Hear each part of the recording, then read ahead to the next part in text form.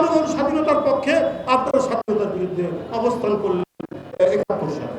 পানি ঘোলা করে কিছু মাছ পাওয়া যায় এবং এইটা মানুষকে বিভ্রান্তি তৈরি করে এটা পারেন, কিন্তু ঘোলা পানিতে মাছ শিকার করতে গিয়ে ওনারা নিজেরাই ঘোলা পানির মধ্যে পড়ে যান।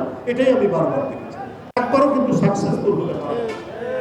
ঠিক আছে, কণ্ঠ কেড়ে নিয়েছে, কথা বলা কেড়ে নিয়েছে, রাজনৈতিক দল হাজার হাজার কর্মীকে তার পিতা, তাদের রক্তের মধ্যে ফ্যাসিবাদ, তাদের রক্তের মধ্যে হচ্ছে নিষ্ঠুরতা, তাদের রক্তের মধ্যে হচ্ছে ভয়ঙ্কর রক্ত পিপাসের চেতনা।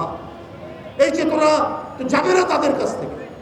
তো এখন কেউ কেউ টকশো দেখি কৃতি করে গলার আওয়াজ তুলছে, এই শেখ হাসিনা আমলে এই হয়েছে, সেই হয়েছে, এত উন্নতি হয়েছে, কেন একটা বড় দল তাকে কেন দেওয়া হবে না, রাজনীতি করার সুযোগ পাবে না, শেখ হাসিনা চলে আসতে পারে। শেখ হাসিনা যদি এতই বাহাদুর হবে তো পালালেন কেন? বেগম জিয়া তো পালাননি।